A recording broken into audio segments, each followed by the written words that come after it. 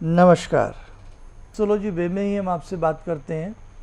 सबसे पहले तो अगर हमारे शरीर में कोई भी रोग होता है तो कहीं ना कहीं हमारा ग्रह निर्मल, सबल, प्रबल, बलाबल लिए ये बहुत ज़्यादा कमज़ोर होता है, तब हमें किसी न किसी रोग का सामना करना पड़ता है। जो लोग ईश्वर में विश्वास रखते हैं, जो लोग कहीं ना कहीं भगवान की रज़ा में ही हर चीज़ को मानते हैं, तो ये वास्तविकता है। जब जो होना होता है, जब जो घटनाएं घटनी होती हैं, वो संसार में अपने एक मुकर्रर, एक फिक्स समय में वो घटनाएं घटती हैं। आपकी हथेली है, आपकी हथेली में रिंग फिंगर के नीचे होती है सन लाइन, जिसको हम सूर्य रेखा कहते हैं। अगर यही सूर्य रेखा आपकी सही ना हो, अब उसकी पहचान अलग अलग होती है। मैंने अपने बहुत कार्यक्रमों में ऐसी बातें बताई हैं। कहने का मतलब, इंसान के नेत्रों का सूचक ग्रह जो है वो सूर्य है।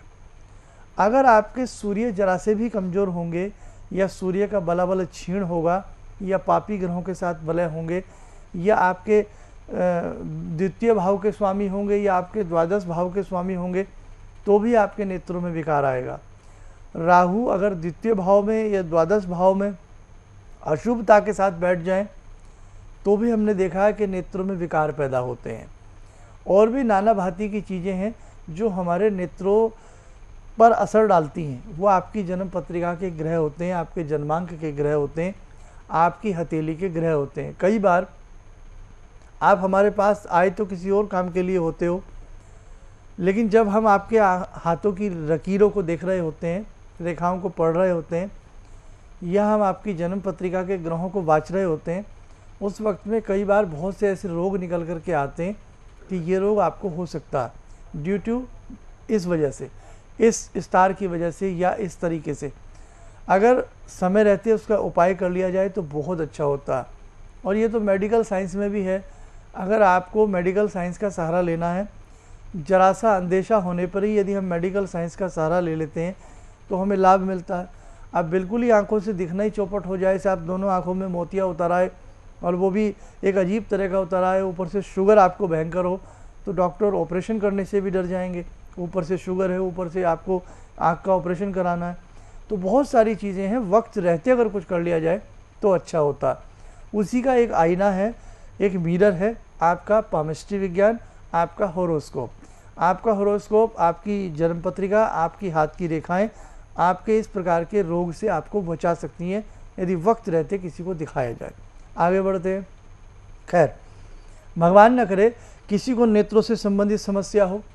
चश्मा लगना हमको भी लगा है। चश्मा लगना एक उम्र के हिसाब से कोई बड़ी बात नहीं होता है, लेकिन आँखों में रोग होना, आपकी रेटिना में प्रॉब्लम होना, आपको बार बार मोतियाबिंद का सामना करना, आपको रतौंधी होना, आपको नाना भांति की आँखों के रोग होना, आपकी आँखों के रवे का रोग होना, आपको रो का रोग होना, विभिन्न प्रकार की आँखों से संबंधित रोग हैं।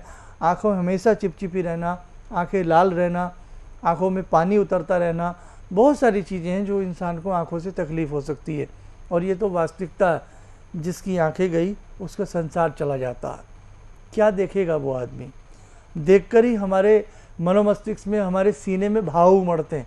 हम किसी चीज़ को देखते हैं तो अरे बहुत अच्छा है, अरे बहुत बुरा है, भाव आते हैं देखने के बाद, है ना। तो आँखें बहुत बड़ी जिंदगानी व्यक्ति को प्रकट करते हैं, देते। भगवान न करे किसी को हो। ऐसी स्थिति में हम आपको एक विद्या की राय देते हैं। अगर किसी को भी आँखों की किसी भी प्रकार की तकलीफ़ हो, और वो थोड़ा बहुत भी यदि पढ़ सकता हो, तो चाहे वो लेंस की सहायता से पढ़े या बुक को नज़दीक ला कर के पढ़े, ऐसे व्यक्ति को चाक्षुषी विद्या का पाठ एक बार रोज करना चाहिए। यदि अति हो जाए, आँखों में ज़्यादा दिक्कत हो जाए, तो उसी चाक्षुषी विद्या के 1100 पाठ किसी विद्वान मनमज्ञ ब्राह्मण से करा लेने चाहिए, हमें लाभ मिलता है। दूसरी बात, यूँ तो आँखों की नए नए इलाज चल रहे हैं आजकल, आपने देखा होगा, लेज़र के माध्यम से, लेंसेस के माध्यम से, विटामिन की दवाइयों के माध्यम से, बहुत सारी चीज़ें हैं। देसी फार्मूले हैं कि सफ़ेद मिर्चों को, दक्षिणी मिर्चों को घी में ऐसे लें, वो सब चीज़ें हैं। लेकिन मंत्र विज्ञान को भी आप मत नकारिएगा, इसका भी आप साथ में सहारा लीजिएगा, आपको लाभ मिलेगा। जैसे सुबह सुबह उठे, प्रातःकाल उठने से ही आपको लाभ मिलेगा। और प्रातःकाल जब आप उठते हैं, नहा धो करके एक मंत्र है, ओम ह्रीं ह्रीं सूर्याय नमः। ये मंत्र भी नेत्रों को स्वस्थ बनाता है। एक मंत्र और है, ओम ह्रीम हमसे। हल्दी की माला से 5 माला इस मंत्र की रोज की जाए, नेत्रों को बलिष्ठ बनाता है ये मंत्र। लेकिन जब 5वीं माला का एंड हो जाए और उसके बाद आपको 5 बार ही ये मंत्र बोलना है। इस प्रकार से सुन लीजिएगा, ओम ह्रीम हमसे मम चक्षु रोगान शम्य शम्य। दोबारा सुने, ओम ह्रीम हम सह मम चक्षु रोगान शम्य शम्य। इस मंत्र को 5 बार 5 माला करने के बाद बोला जाता है। आँखों से आँखों के बड़े से बड़े रोग दूर होते हैं। अब एक चीज़ और बता देते हैं आपको, एक दिए का प्रयोग होता है। दिए को जला करके चौमुखी दीपक को एक नेत्र ज्योति वर्धक यंत्र के ऊपर रखा जाता है और उसकी 7 रविवार विशेष पूजा की जाती है। उससे भी मैंने देखा है आमूलचूल परिवर्तन, आपके नेत्र रोगों में आपको लाभ मिलता है।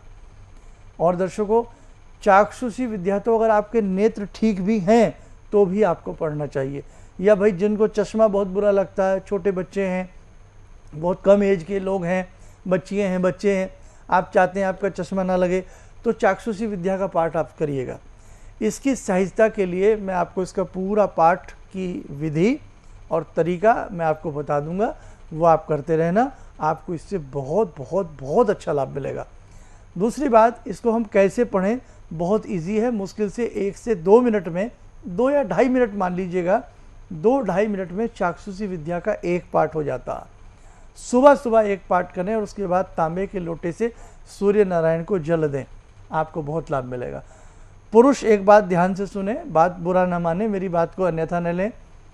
पुरुष कई बार पेशाब कर देते हैं, कई बार गाड़ी रोका, कहीं भी जंगल वंगल में सूर्य की तरफ मुंह करके पेशाब कर देते हैं। नहीं साहब, ये करने से भी रोग उत्पन्न होता है, फुलवैरी का भी रोग उत्पन्न होता है और आपकी आई साइड का भी रोग उत्पन्न होता है। तो ये ध्यान रखें, सूर्य नारायण को हम जल देते हैं और आप इस प्रकार से यदि गलत चीज़ करते हैं तो इसका भी आपको खामियाजा भुगतना पड़ सकता है, ध्यान रखें। और चाक्षुषी विद्या को हम कैसे पढ़ते हैं वो भी मैं आपको पूर्ण तरीके से पाठ के सरलता के साथ मैं आपको बता देता हूँ। ओम चाक्षुषी विद्या। ओम अस्याश्चाक्षुषी विद्याया आयुर्बुद्ध्या ऋषिर गायत्री छंदः सूर्यो देवता चक्षुरोग निवर्तये विनियोगः। ओम चक्षुः चक्षुः चक्षुः तेजः स्थिरो भवः मां पाहि पाहि त्वरितं चक्षुरोगान् शमय शमय। ओम मम जातरूपं तेजो दर्शय दर्शय यथा अहम अंधो नास्यां तथा कल्पय कल्पय कल्याणं कुरु कुरु यानि मम पूर्वजन्मोपपार्जितानि चक्षुः प्रतिरोधक दुष्कृतानि सर्वाणि निर्मूलय निर्मूलय। ओम नमः चक्षुस्तेजो धात्रे दिव्याय भास्कराय। ओम नमः करुणाकराय मृताय। ओम नमः सूर्याय। ओम नमो भगवते सूर्याय क्षितेजसे नमः। खेचराय नमः। महते नमः। रजसे नमः। तमसे नमः। असतो मा सद्गमय तमसो मा ज्योतिर्गमय मृत्योर्माम् अमृतगमय। उष्णो भगवान् शुचिरूपः हंसो भगवान् शुचिर प्रतिरूपः।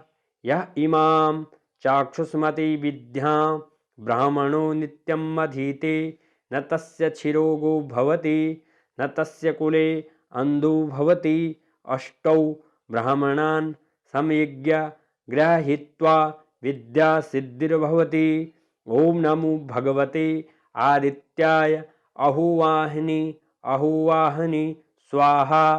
श्री कृष्ण यजुर्वेदीया चाक्षुषी विद्या संपूर्णम श्री सूर्यनारायणम अर्पणमस्तु। उम्मीद करता हूँ आज का ये नेत्र ज्योति वर्धक कार्यक्रम, ये छोटा सा लघु विशेषांक आपको काम आ सकता हो। जी नमस्कार।